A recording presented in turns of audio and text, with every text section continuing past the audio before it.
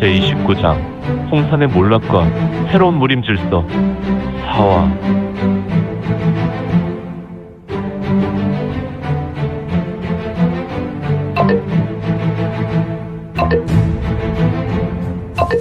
구독과 좋아요, 알림 설정 부탁드립니다. 제29장 홍산의 몰락과 새로운 무림 질서 4화. 현호봉은 화섭자의 연기가 완벽하게 꺼지는 모습을 보았다. 이건 뭔가? 내가 폭강성이고 인간을 완벽하게 지배하는 지배자이건을 왜 앞에 있는 녀석을 보며 불안하지? 저 화섭자를 보고 내 생의 마지막처럼 보이는 이 불길함은 도무지 알 수 없군. 그렇다. 팔봉이라고도 하며 팔공이라고 하는 이 현호봉은 72 폭강성 중에 이자는 바로 대열성이었다. 그는 강호에서 잊힌 존재였지만 운해육존 중 현호삼봉의 한 사람으로 그의 개인 벼로는 천리금마로 그의 절기는 천리비연이라는 희대의 경공술과 금마금철수라는 희대의 마술을 소유한 자였다. 운해육존을 동네 똥개처럼 여기다니. 자네 운해육존을 아나? 과거 절대 강자로 절대 육천자로도 불렸지. 그런데 팔공법사, 아니지, 정확히 말하면 팔공이지. 하긴 70이든 80이든 나에게 중요하지 않다. 그대는 과거 운해육존 중 현호삼봉의 벼로를 가지고 있지 않나? 물론 그대의 개인 벼로도 있지. 아는 사람들은 별로 없지만. 뭐지? 왜? 너무 오래되어서 본인 스스로 잃어버렸나? 천리금마, 혁잔수. 아! 녀석이 내 본명도 알고 있구나. 어떻게 이럴 수 있단 말인가? 원나라가 세워지기 전에 나의 전 육체의 이름이 혁잔수가 아닌가? 현호봉은 이건의 말에 심히 경악하고 있었으며 그의 얼굴은 금세 붉어졌다. 그는 이미 너무 오랜 세월 분노를 잊어버리고 있었으나 너무도 오랜 감정이 가슴에서 올라왔다. 바로 분노라는 것이다. 그는 자신도 모르게 들고 있었던 봉과 작은 종을 바닥에 떨어뜨렸다. 딸랑, 턱, 그리고 천리금마 혁잔수, 즉 현호봉의 두 손은 붉게 물들었다. 그렇게 화낼 필요는 없어. 조금만 내 이야기를 들어야겠다. 마구 불타오르고 있는 화덕에 찬물을 끼얹는 것과 같은 이건의 음성의 현호봉은 겸연쩍은 얼굴을 하며 머리를 좌우로 흔들었다. 마치 스스로 자책하는 모습과도 같았다. 냉정해지자. 그래봤자 저 녀석은 인간이지 않으냐. 어사대부. 우리 폭강성에서 보면 고작 벌레와도 같은 인간 나부랭이지. 현호봉은 멸시찬 눈을 하였고, 그래, 이 마당에 무슨 대화를 나눈다는 것이지? 대화를 나누고자 하는 것이 아니라 내 이야기를 들으라는 것이다. 현호봉은 상대의 말에 조금 어이없는 표정이었으며, 그래, 터진 입으로 씹으려 봐라. 그냥 유언으로 생각하지. 어찌하여 주체에게 저런 여인을 왕비로 맞이하도록 하였느냐? 혹시 숙명고를 심어 연왕에게 동침하게 만들어 연왕을 지배하도록 만들었느냐? 이건의 말에 현호봉도 놀랐지만 이건 뒤에서 대화를 듣고 있었던 부대인은 매우 놀랐다. 숙명고는 매우 제한적인 무림인만 알고 있는 고독술이었으며 이 숙명고는 매우 다루기 힘든 고독술로 지금 무림에 이를 다루고 있다는 독술가는 없는 것으로 확정된 상태였으니 이미 숙명고를 다뤘던 인물은 약 200여 년 전 도강이었다는 무림 인명록에 기록되었을 뿐이다. 황실무고에 소장된 무림 인명록을 본 부대인은 당연히 경악할 수밖에. 실로 심각하군. 숙명고라니. 어사대의 부대인은 자신도 모르게 두 손에 힘이 들어갔다. 많이도 알고 있구나. 그 사실은 우리 만마전에서 급비인 것을. 후후후후. 만마전에 대해서 할 말이 많으나 그것은 나중 문제이고 저런 수준 이하의 여인을 연왕의 부인이 되도록 한 것은 이 나라 황제를 능멸하기 위한 것이겠지. 물론이다. 오직 명나라는 우리 폭강성을 위한 나라이기에 자기 분수를 알고 그 선을 넘지 말라고 이를 그렇게 처리했지. 하지만 왕비는 조금 특별한 물건이었다. 연왕 주체를 효과적으로 다스릴 수 있는 최적의 물건이지. 허수아비와 같은 왕이나 황제는 늘 우리가 원하는 대로 나라를 다스려야지. 우리의 꼭두각시니까. 좋다. 그런데 이미 원나라 황실이 쓰던 궁터를 그대로 사용해서 왕부로 쓰면 되는데 굳이 이곳에 연왕부를 세운 이유는 뭐냐? 흐흐흐흐. 별것을 다 묻는군. 이왕 말하는 것, 내가 삼도천을 건너는 길에 노잣돈을 넉넉하게 쳐주지. 좋구나. 대답해다오. 우리 홍산만마저는 막대한 재물이 필요했다. 이곳 요하보다 금능으로 우리의 세력을 이동하는 것에 재물이 필요했지. 응천부에 우리가 떠리를 틀고 본격적으로 나라를 암중지배하기 위해서. 아무튼 우리 전주는 원나라 때는 이곳에서 육선문의 문주로 있었으나 금능의 응천부가 세워졌으니 육선문을 옮겨야 했거든. 아, 그래서 더 많은 재물이 필요했군. 그렇다. 재물은 권력이니까. 금능에서 육선문을 새로 여는 것에 이 재물이라는 것이 터진 항아리에 물 채우듯 끝없이 들어가더군. 그래서 우리가 가진 이곳 토지를 팔아야 했다. 그럼 너희 사업을 위해 이곳 토지는 만마전이 주인이었다는 것이군. 그렇지. 이 막대한 토지로 제대로 된 돈을 받기 위해서 우리는 명분이 필요했지. 그래서 연왕 주체가 가진 재물이 필요했다. 아무튼 우리는 내가 기르던 여인을 그의 아내로 주었다. 또한 연왕의 부인이 된 이 왕비는 나를 절대적 신으로 여겨 내 말은 무조건 순종하지. 흐흐흐흐. 어사대붙게 들었지만 폭광성 이 탐욕스러운 녀석들. 이건 뒤에서 현호봉이 말을 듣고 있는 어사대 부대인은 속에서 분노가 치밀었다. 사실 이거는 현호봉의 생각을 모두 알고 있었다. 굳이 이러한 대화가 필요 없었으나 폭광성의 폭주가 어떤 것인지 응천부가 직시하도록 이런 번거로운 대화를 하고 있었다. 그러니 이 대화는 이건의 전적인 의도였다. 흐흐흐흐.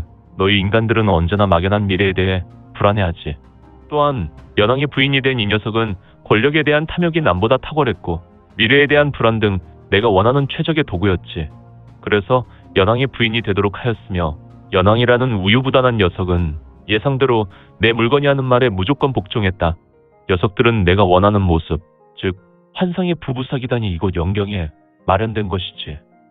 영경 부부사기단이라고? 흐흐흐흐.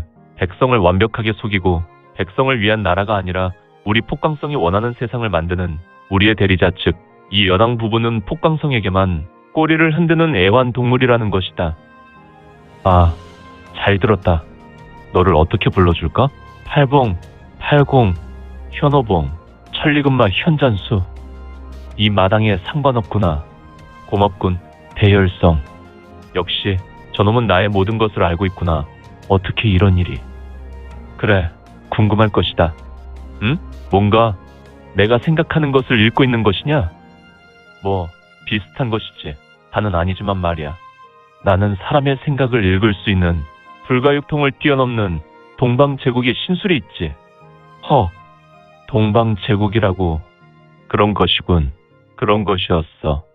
혹시 내 녀석은 동방제국의 뿌리가 홍산에서 나왔다고 이야기를 하려는 것은 아니겠지. 그렇다면 이야기할 필요 없어. 그 이야기는 나중에 도량에게 듣지. 그것보다 난 내게 한 가지를 보여주려고 하는데 매우 흥미로운 것이다. 후후후후. 쓱. 쿵. 이거는 우측발을 든 후 다시 힘차게 내디딘다. 그의 일보에 이건의 몸에서 무형의 기운이 쇄도하여 연왕 부부를 덮쳤는데 연왕 부부는 여전히 흐리멍덩한 눈을 하고 꼼짝도 못하고 있었으니 이들에게 이건의 의념무공의 기운이 덮쳤다. 연왕은 자리에서 푹 하고 힘없이 쓰러져 버렸으며 연왕의 아내는 갑자기 정신을 차린 후 고통에 겨워 자기 두 손으로 머리를 감싸 안았다. 왕비는 고통이 극에 달했는지 머리를 흔들며 현호봉에게 달려오다가 머리가 퍽하고 터져버렸다. 너무나 순식간에 일어난 일이었으니 또한 누워있었던 연왕의 콧구멍에서 숙련고가 비집고 나와서 이건에게 날아오다가 불이 붙어 순식간에 재가 된 후 지면으로 떨어져 내렸다. 허허허허. 저놈은 역시 홍산의 또 다른 후예이군. 현호봉은 당황했다. 그리고 자신도 모르게 이건을 인정하고 있었으며 나는 홍산의 후예가 아니다. 나는 다만 동방제국의 후예여 동방제국이 약속한 영웅불사지체이지. 영웅불사지체? 대열성 현호봉의 물음에 이거는 쌍수를 뒤집어 약간 들어올리며 조금 엉뚱한 표정을 지었으니 이놈! 감히 인간인 주제에 이 땅의 주인인 폭광성을 무시하려 들다니. 드디어 대열성 혁잔수, 즉 팔공현호봉은 자기 절기를 펼치려고 마음을 먹었다. 그의 쌍수는 대장간에 풀무불처럼 달궈졌고 이것이나 알고 소멸하거라. 너에게 다음 기회는 없다. 리익 팍팍팍팍팍팍팍 팍팍팍팍팍팍팍. 현호봉은 이건 앞에서 법술은 아무 소용이 없다는 것을 알고 있었다. 이건 역시 동방신술의 대가인이 말이다. 그래서 그는 자기 동문절기인 적수공권을 위주로 펼치고자 공중으로 부양한 후 공중으로 날아왔으며 이건도 달려가면서 하늘로 비상했다. 이들의 격전은 이렇게 시작했으니 설립 비연 팍팍팍팍팍팍팍팍팍팍팍팍팍. 오, 이미 강호 무림의 전 전대의 전설이 되어버린 혁전수의 비전 절기가 외연되었다. 현호봉을 보라. 그의 발이 현란하여 그가 보보를 받고 달리는지 아니면 그가 다리의 진기를 격하게 유통하여 날아가는 것인지 아무튼 그는 공간을 제비와 같이 유영했으니 무토 흑암수 극렬 잔향수 풍 토 기 전 파 크르릉 부우웅 휙익 스팟 스파라 라라 퍽 퍽퍽퍽퍽퍽퍽퍽퍽퍽퍽퍽퍽퍽. 두 사람의 격전은 천지를 요동하게 했다. 다만 이곳 연왕부 패전마당은 주위가 병사들 수백 명이 한 번에 도열할 수 있는 크기였기에 주변에 사람이 없을 뿐 아니라 왕부의 반경 수백 장 내에는 사람들이 얼씬도 할 수 없어서 두 사람이 공중에서 대결하는 것은 둘만의 잔치가 되었다. 과거 운해육조는 운해육천강으로 불린 시절이 있었는데 그들의 무력이 하늘과 버금이라는 호사가들의 말로 현호봉과 같은 인물은 신이나 신성과도 같은 인물로 추앙받았다. 그러니 지금 현호봉, 즉 혁잔수의 무공은 가히 이성의 범주를 벗어나는 무의가 아닌가. 그렇다면 이건의 신인은 어떠한가? 허허, 이런 말도 안 되는 팔공의 태산과도 같은 위세의 무력 앞에 이거는 그저 어린애 장난처럼 응대하고 있었으니 공중에 부양된 상태로 날아오는 혁잔수의 권용과 수영과 각형 앞에 우수는 뒷짐을 지고 오직 좌수로 막아낼 뿐이었다. 이때 어사대 부대인은 자기 눈을 의심하듯 좌수 소매로 눈을 쓸어내고 본인의 눈을 여러 번 깜박인다. 허허, 내가 잘 못 보고 있는 것인가?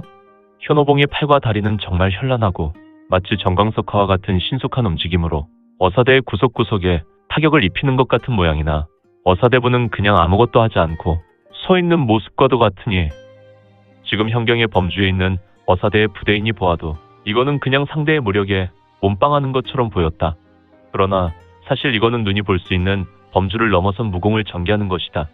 현호봉보다 10배 정도 빠르기로 그의 모든 공격을 처리하고 있었으며 머리로는 다른 생각을 하였으니 허허, 어찌 이런 경질한 말인가.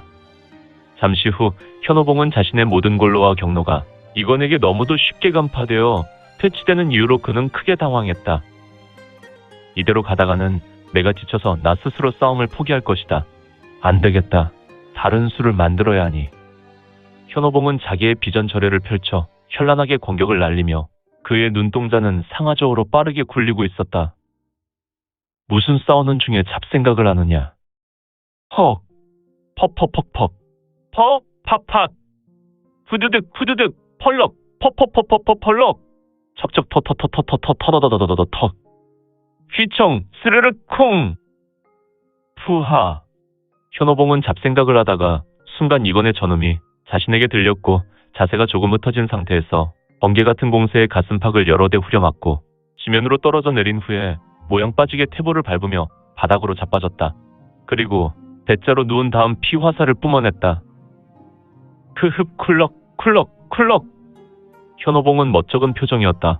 다만 그의 입 주위로 핏자국이 선명했는데 그는 천천히 일어난 후로 좌수를 들어서 소매로 입을 닦은 후 제킬. 그의 두 눈은 짙은 혈광이 피어나왔고 그 두 눈은 마치 지옥 여마에 불길이 붙어있는 듯한 모습이었으니 마치 천하를 불태울 것 같은 모습이었다. 샹! 다시 한번 해보자! 현호봉의 얼굴은 지옥 사자와 같은 흉신학살의 얼굴이었으며 다만 이거는 짙은 미소를 지었으니 그의 두 눈을 보라. 그의 두 눈에서 강력한 기세가, 즉 황금색 금광이 은은하게 대지를 비추고 있었다. 오늘 준비한 내용은 여기까지입니다. 앞으로 우리 민지원에 매거진은 신무협 소설과 더 많은 부동산 정보를 같이 공유하고자 합니다. 계속해서 많은 성원 부탁드립니다. 그러면 오늘도 세상에서 최고로 멋진 하루 되세요.